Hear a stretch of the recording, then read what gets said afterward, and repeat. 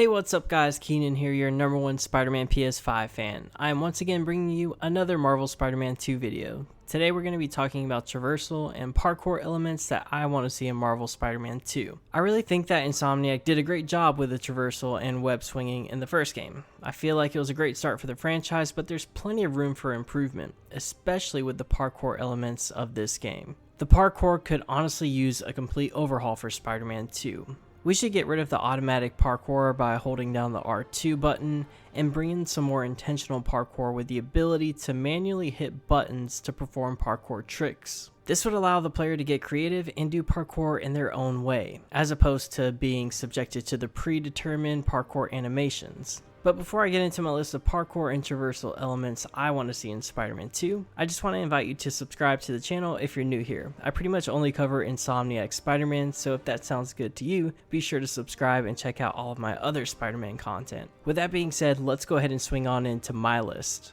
So for the first parkour element on my list, I have a pretty simple one, and that's the ability to run down the side of a building. We already can run up and across buildings, and I honestly don't see why we didn't have the ability to run down a wall or a building in the first game. There have been times where I'm running along the side of a building at a slant or maybe a little bit at a downward angle, and the game just sucks me into a wall climb. It just puts a halt on my momentum and it can be quite frustrating. The ability to run down walls should be a no-brainer for the second game, just to allow a more fluid traversal system. Along with running down a building, I'd also add that I love the ability to run along the side of moving buses, trains, and trucks.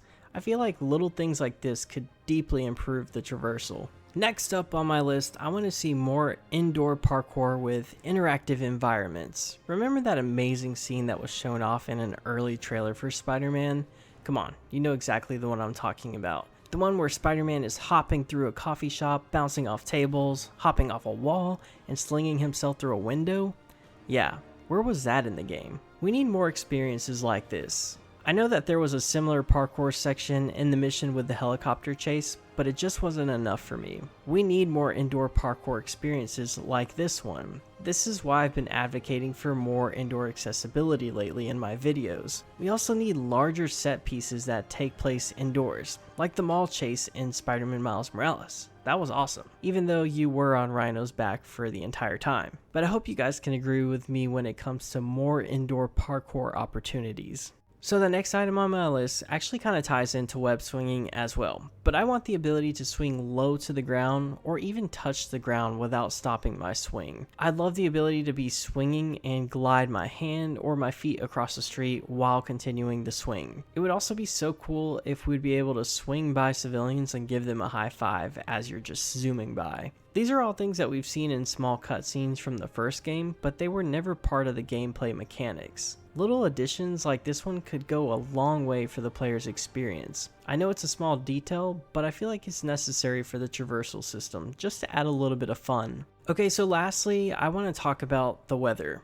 And you're probably thinking to yourself, Keenan, this is a parkour and traversal video, why are you bringing up the weather? Well, I for one would love the weather to affect the traversal in this game. Let's say that there's a big storm or maybe just a windy day in New York. Well, I would like for there to be some sort of resistance in my swing. It would make really good use of the DualSense controller if the R2 button showed some sort of resistance when you pressed it because you're swinging into some high winds. Or perhaps you run into some slippery surfaces while it's raining.